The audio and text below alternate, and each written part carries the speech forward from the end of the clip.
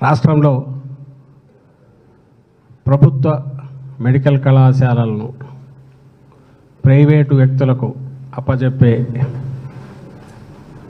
దుర్మార్గపు ఆలోచన చేసిన చంద్రబాబు కూటమి ప్రభుత్వానికి వ్యతిరేకంగా ఆ ప్రతిపాదనను ఇమ్మీడియట్గా ఉపసంహరించుకోవాలని, అలాగే జగన్మోహన్ రెడ్డి గారి హయాంలో మొదలుపెట్టిన 17 మెడికల్ కాలేజీలు పూర్తిగా ప్రభుత్వ రంగంలోనే కొనసాగాలని, ఈ డిమాండ్తో దీని గురించి ప్రజల్లో చైతన్యం తీసుకొచ్చి ఇప్పటికే ఏదైతే వ్యతిరేకత పెళ్ళుబుకి రాష్ట్ర వ్యాప్తంగా వ్యక్తం అవుతోందో అది సంతకాల రూపంలో కోటి సంతకాలుగా తీసుకొని రాష్ట్ర గవర్నర్కు ప్రజల తాలూకు ఏదైతే అభిప్రాయం ఉందో బలంగా వినిపించాలని ఈ కార్యక్రమం ఒక సంతకాల సేకరణ ఏదైతే జరుగుతూ ఉంటుందో అదే సమయంలో ర్యాలీలు, ఈ వర్గాల నుంచి వచ్చే మద్దతును కూడగట్టుకుంటూ మేధావులు, విద్యార్థులు, యువకులు అందరినీ కలుపుకుంటూ భవిష్యత్ తరాలు ఎంత నష్టపోతాయో తెలిసే రకంగా ఓ పక్క ప్రచారం చేస్తూ ర్యాలీల రూపంలో ఎక్కడికక్కడ ఒక తేదీ పెట్టుకుని రాష్ట్రమంతా జరపాలని వైఎస్ఆర్ కాంగ్రెస్ పార్టీ నిర్ణయించుకున్న దాంట్లో భాగంగా ఇప్పటికే సంతకాల ఉద్యమం మొదలైంది. అన్ని నియోజకవర్గాల్లో కింది స్థాయి వరకు నాయకులు కదిలారు. చాలామంది స్వచ్ఛంద సంస్థలు, సివిల్ సొసైటీ అంటే వివిధ సంఘాలు, ప్రజా సంఘాలు వాళ్ళు కూడా పార్టిసిపేట్ చేస్తున్నారు. ఇది మేము ఎట్టి పరిస్థితుల్లోనూ ఒప్పుకోమని వాళ్ళు ముందుకు వస్తున్నారు. వాళ్ళు స్వచ్ఛందంగా ఈ సంతకాలకు సంబంధించిన కార్యక్రమంలో పార్టిసిపేట్ చేయడమే కాకుండా సంతకాల సేకరణలో కూడా పార్టిసిపేట్ చేస్తున్నారు. రాష్ట్రం అంతటా కూడా ఈ ఉద్యమం ఒక జాతరలాగా మొదలై సాగుతోంది ఇప్పటికే. సో దీనిలో తొలి బహిరంగ ర్యాలీలో భాగంగా ఈ నెల 28వ తేదీన అన్ని అసెంబ్లీ నియోజకవర్గ కేంద్రాల్లో వైఎస్ఆర్ కాంగ్రెస్ పార్టీ ఆధ్వర్యంలో ర్యాలీలు జరుగుతాయి. ఈ ర్యాలీల్లో పాల్గొనాల్సిందిగా అన్ని వర్గాల ప్రజలను, అలాగే మన వివిధ వర్గాలకు చెందిన ప్రజా సంఘాలను అందరికీ కూడా విజ్ఞప్తి చేశాం. ఇప్పుడు మళ్ళీ చేస్తున్నాం. అందులో భాగంగానే ఈరోజు ఈ పోస్టర్ రిలీజ్ జరుగుతుంది. ఈ 28వ తేదీ కార్యక్రమం నియోజకవర్గాల్లో జరిగిన తర్వాత ఒక పక్క సంతకాల కార్యక్రమం జరుగుతూ నవంబర్ 12వ తేదీ జిల్లా కేంద్రాల్లో జరపాలని ఇప్పటికే పార్టీ నిర్ణయించిన విషయం అందరికీ తెలిసిందే, ప్రజలందరికీ కూడా. జిల్లా కేంద్రాలలో జిల్లా వ్యాప్తంగా ఉండే అప్పటికి ఇంకా సంతకాల సేకరణ కూడా ఇంకా అడ్వాన్స్డ్ స్టేజ్లో ఉంటుంది. దీని గురించి అన్ని వర్గాల ప్రజలు అప్పటికే అవగాహనతో పాటు ఈ అభిప్రాయంతో ఏకీభవించే వాళ్ళు కూడా ముందుకొచ్చి వాళ్ళను కూడా కన్విన్స్ చేసి జిల్లా కేంద్రాల్లో పార్టిసిపేట్ చేసే రకంగా ఓ ప్రజా ఉద్యమం ఏదైతే నిర్మిస్తామో దాన్ని పూర్తి స్థాయిలో అప్పటికి చేరుకుంటుంది. అలాగే దీని తర్వాత ఈ సంతకాల కార్యక్రమం ఈ 28వ తేదీ ఆల్రెడీ నియోజకవర్గ కేంద్రాల్లో ఇప్పుడు మనం ఏదైతే రిలీజ్ చేస్తున్నామో అది ఆల్రెడీ ఇప్పటికే చెప్పింది, అక్టోబర్ 28. నవంబర్ 12 జిల్లా కేంద్రాల్లో జరుగుతుంది. తర్వాత సంతకాల సేకరణ పూర్తి అయ్యాక కోటి సంతకాల వాటన్నిటినీ ఇక్కడికి చేర్చే కార్యక్రమం నవంబర్ 23వ తేదీ నియోజకవర్గ కేంద్రాల నుంచి ఫ్లాగ్ ఆఫ్ చేసే జిల్లా కేంద్రాలకు వస్తాయి. 24వ తేదీ నవంబర్ 24వ తేదీ జిల్లా కేంద్రాల నుంచి ఇక్కడ కేంద్ర కార్యాలయం దగ్గరికి చేరుకుంటాయి. అవి కూడా ఆ కార్యక్రమాలు కూడా బహిరంగంగా ప్రజలందరూ పార్టిసిపేట్ చేసే రకంగా, ప్రజా సంఘాలు కూడా పార్టిసిపేట్ చేసే రకంగా వాళ్ళు ఇన్వాల్వ్ చేసే ప్రయత్నం చేస్తున్నాం. ఎందుకంటే ఆ కార్యక్రమం పూర్తయ్యాక 25 ఇక్కడికి వచ్చిన తర్వాత గవర్నర్ గారి సమయం ఆయన ఇచ్చేదాన్ని అపాయింట్మెంట్ బట్టి పార్టీ అధ్యక్షుడు మన ప్రియతమ నేత జగన్మోహన్ రెడ్డి గారు, మాజీ ముఖ్యమంత్రి జగన్మోహన్ రెడ్డి గారి నాయకత్వంలో సీనియర్ నాయకులు, పార్టీ నాయకులు, ఎమ్మెల్యేలు, ఎంపీలు, అలాగే నియోజకవర్గ కోఆర్డినేటర్లు అందరూ కూడా ఆయన ఆధ్వర్యంలో బయలుదేరి ఇక్కడి నుంచి గవర్నర్ గారిని కలవడానికి వెళ్ళి అక్కడ ఆయనకు సమర్పిస్తారు. సో ఆ కార్యక్రమం ఉంటుంది. వీటన్నిటి ఉద్దేశం ఒకటే, ఎట్టి పరిస్థితుల్లోనూ ఈ ప్రైవేటైజేషన్ ఆపాలి. ప్రైవేటైజేషన్ అనేది ఏదైతే ఇది ఏదో ఒక 1000 మంది 2000 మంది పొట్టగొట్టేది ఒక ఫ్యాక్టరీ అయితే వాళ్ళ ఉద్యోగాలు ఏమవుతాయి, ఉపాధి ఏమవుతుంది అనుకోవచ్చు.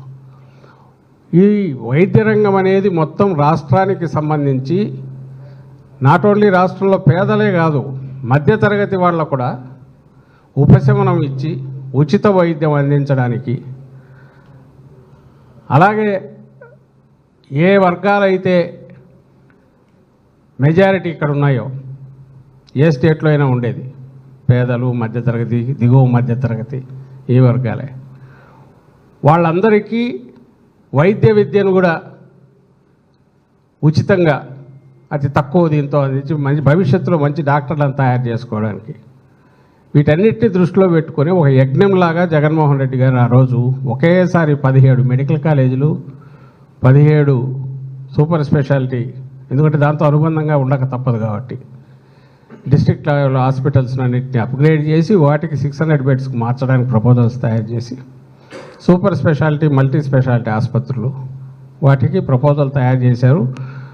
కోవిడ్ తర్వాత మొదలై కూడా ఇమ్మీడియట్గా మనం కోవిడ్ అయిపోగానే 23లో అడ్మిషన్స్ 23-24కే 5 మెడికల్ కాలేజీలు చేయగలిగాం.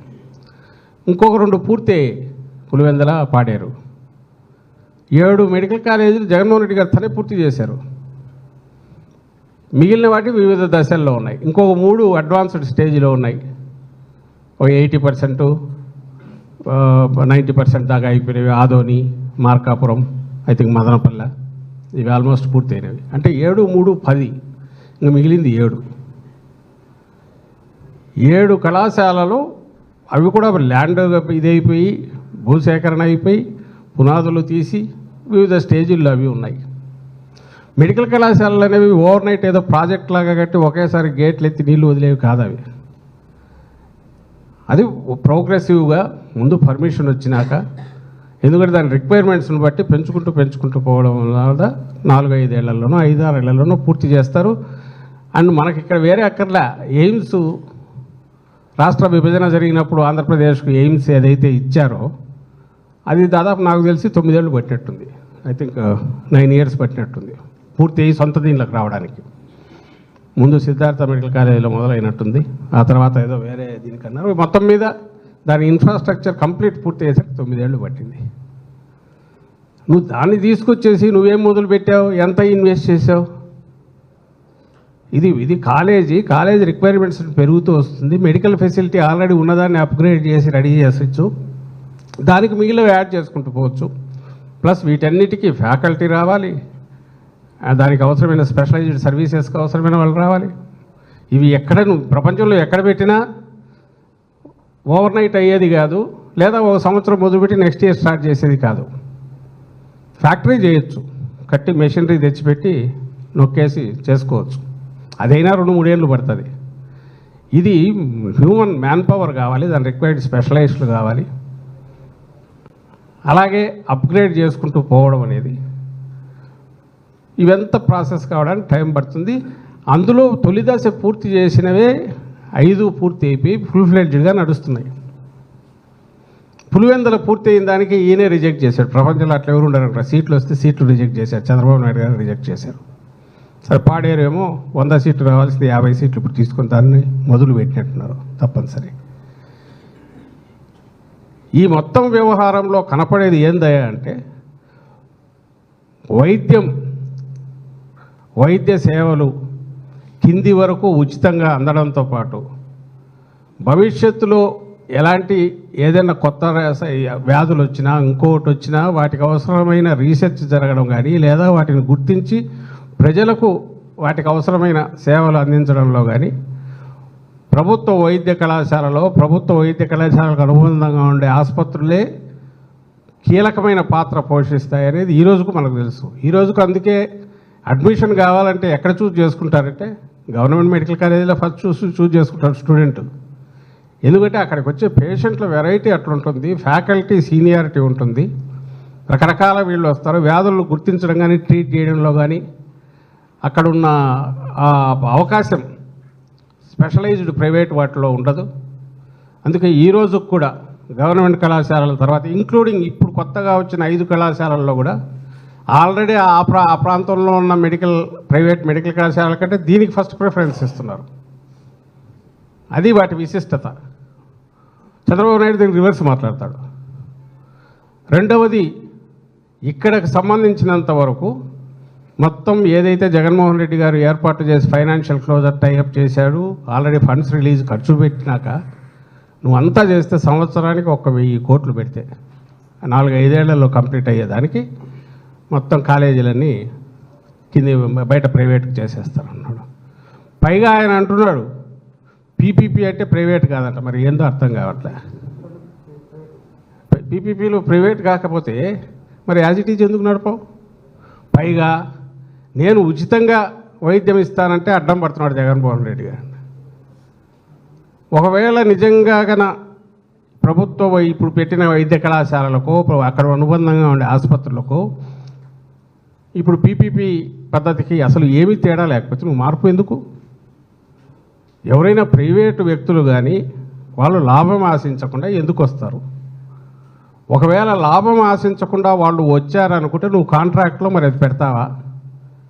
ఇందులో ఒక్క నయా పైసా తీసుకోరు, పూర్వం ఎట్లా నడుస్తుంది అట్లా నడుస్తుంది అని పెట్టగలవా? పెట్టి వాళ్ళతో సంతకాలు తీసుకోగలవా? అయినా సరే దబాయిస్తాడు ఆయన చంద్రబాబు నాయుడు. ఎందుకంటే తను ఏది మాట్లాడితే అది ప్రచారంలోకి వెళ్ళిపోతుందని. ఎవరికి అంత ఓపిక ఉండదు. పీపీపీ అంటే అంత పబ్లిక్ అని అనుకుంటారని ఆయన అనుకుంటాడేమో తెలియదు. నిన్న ఎవరు అంటున్నారు పీపీపీ అంటే ఏం లేదు, పబ్లిక్ దీని మీద ప్రైవేట్ పెత్తనము అని, పబ్లిక్ ప్రాపర్టీ మీద ప్రైవేట్ పెత్తనం అని. కరెక్ట్. అంటే అప్పనంగా తీసుకెళ్ళి ప్రభుత్వ భూమి, ప్రభుత్వ బిల్డింగ్లో ప్రభుత్వానికి సంబంధించినవో అవన్నీ అప్పచెప్పి నీ ఇష్టం వచ్చినట్టు నువ్వు చేసుకొని ఇవి టెండర్ల ప్రక్రియ కూడా మొదలైంది. మనకు వచ్చిన సమాచారం ప్రకారం 5 పార్టీలు వచ్చినట్టు, అంటే ముందే డిసైడ్ అయిపోయినట్టుంది. ఫలానా వాళ్ళకు, ఫలానా వాళ్ళకు. సో వీళ్ళు ఈ ల్యాండ్ బిల్డింగ్లు వాడుకొని వాళ్ళ బిజినెస్ లాగా వాళ్ళు ప్రమోట్ చేసుకొని వాళ్ళు వర్ధిల్లుతారు. ఈ పక్క ప్రజలు ఎవరైతే వైద్యం కోసం దీని మీద డిపెండ్ అయి ఉంటారో వాళ్ళు అగచాట్లు పడాల్సిందే. ఒక్కసారి దేశంలోనే ఇంత పెద్ద ఎత్తున మనకు ముందు ఉన్న 12, ఇది ఒక 17, బహుశా ఇంకెక్కడా లేవు ఇంతగా విద్యకు సంబంధించి కళాశాలలు కానీ ఇన్ని మల్టీ స్పెషాలిటీ ఆసుపత్రులు ఎక్కడ. ప్రతి పార్లమెంటుకు ఒకటి. ఇప్పుడు ఉన్న వాటిని లెక్కలేకేసుకుంటే ఒక చోట 2 కూడా వస్తున్నాయి. ఇది కాక జగన్మోహన్ రెడ్డి గారు మళ్ళీ మల్టీ స్పెషాలిటీ హాస్పిటల్ గిరిజన ప్రాంతాల్లో అక్కడ కన్స్ట్రక్ట్ చేశారు, రిమోట్ ఏరియాలో ఆల్రెడీ. ఇవిగా క్యాన్సర్ రీసెర్చ్ సెంటర్లు. ఇవి మొత్తం రాష్ట్రం మొత్తం దేశానికే తలమానికంగా ఒక వైద్యానికి మెడికల్ ఫీల్డ్కి సంబంధించి హబ్గా తయారయ్యేదాన్ని చంద్రబాబు నాయుడు ఈరోజు మొత్తం వెనక్కు కొట్టేస్తున్నాడు కంప్లీట్. అది విధ్వంసం, ఈయన చేస్తున్న విధ్వంసం. అయితే దురదృష్టవశాత్తు ఆయనకున్న మీడియా పవర్తో ఆయన విధ్వంసకారుడే, అందరినీ ఎదుటోళ్ళని విధ్వంసకారులు అంటారు. ఇప్పుడు అదే ప్రచారం చేస్తున్నాడు. దీని మీద ఇప్పటికే ప్రజల్లో చైతన్యం బాగా ఉంది. ఇంకా దీని గురించి క్వశ్చన్ చేస్తున్నారు. అయితే ఈ క్వశ్చన్ చేయడం విడివిడిగా కాకుండా కలిసి క్వశ్చన్ చేస్తే, ఒకే గొంతుతో బలంగా వినిపిస్తే ఈ ఆలోచన నుంచి ఆయన విరమించుకునేట్టు చంద్రబాబు నాయుడు మీద, ఆయన ప్రభుత్వం మీద ప్రెజర్ తీసుకురావడానికి అవకాశం ఉంటుంది. కాబట్టి ఇది భవిష్యత్తు తరాలకు సంబంధించింది, రాష్ట్రానికి సంబంధించింది, మొత్తం జాతికి సంబంధించింది, తెలుగు దేశానికి సంబంధించింది కూడా. ఒక మన పెద్ద బ్రహ్మాండమైన మెడికల్ హబ్ తయారవుతున్న స్టేట్ను దాని నుంచి వెనక్కు తీసుకొని మళ్ళీ ప్రైవేటు వ్యాపారుల చేతిలో దీన్ని పెట్టాలనే ఆలోచనను ఆయన విరమించుకునేంత వరకు ఒత్తిడి తీసుకురావడానికి రాష్ట్ర ప్రజలందరి సహకారం కావాలి. ఇది మన భవిష్యత్తుకు సంబంధించింది, అందరూ రియలైజ్ కాదు, దీంట్లో పార్టిసిపేట్ చేయాల్సిందిగా అన్ని వర్గాల ప్రజలకు, అన్ని ప్రజా సంఘాలకు, అన్ని రాజకీయ పార్టీలకు ఆహ్వానిస్తున్నాం, పిలుపునిస్తున్నాం. ఇది రాజకీయాలకు సంబంధించిన వ్యవహారం కాదని జగన్మోహన్ రెడ్డి గారు ఇప్పటికే చెప్పారు. ఇది రాష్ట్ర భవిష్యత్తుకు సంబంధించింది, మన జీవితాలకు సంబంధించింది. కాబట్టి అందరూ చేయి కలపాల్సిందిగా కోరుతూ, అందులో భాగంగా ఇప్పుడు ఈ అక్టోబర్ 28వ తేదీ ఏదైతే ర్యాలీలు జరుగుతాయో, ఈ మన 28వ తేదీ ర్యాలీల్లో బాగా పాల్గొనాల్సిందిగా అన్ని వర్గాలకు విజ్ఞప్తి చేస్తున్నాం. వాటిని సక్సెస్ చేయాల్సిందిగా, అది ఎంత గట్టిగా గొంతు వినపడితే ఆ ప్రెషర్ అంతగా ఉంటుంది, వెనక్కు తీసుకోక తప్పదు. ఆల్రెడీ న్యాయస్థానాల్లో కూడా వేసినారు, కొంతమంది వేసినట్టున్నారు, ఆ కేసులు కూడా నడుస్తున్నాయి. అన్ని రకాలుగా ప్రెషర్ తీసుకొచ్చే ప్రయత్నాల్లో అందరూ భాగస్వామ్యం కావాల్సిందిగా కోరుతున్నాం. అలాగే ఇక్కడికి సంబంధించిన నెక్స్ట్ కార్యక్రమం కూడా మళ్ళీ నవంబర్ 12న జిల్లా కేంద్రాల్లో, అక్టోబర్ 28 నియోజకవర్గ కేంద్రాల్లో అందరూ గుర్తుపెట్టుకోవాల్సిందిగా, వైఎస్ఆర్ కాంగ్రెస్ పార్టీ అభిమానులు, జగన్మోహన్ రెడ్డి గారి అభిమానులు, వైఎస్ఆర్ కాంగ్రెస్ పార్టీ కార్యకర్తలు ఎలాగూ దీంట్లో పాల్గొంటే, ఇవి కాక మిగిలిన ప్రజా సంఘాలు కానీ పార్టీలు కానీ వాళ్ళకు విజ్ఞప్తి చేస్తాం పర్సనల్గా కూడా.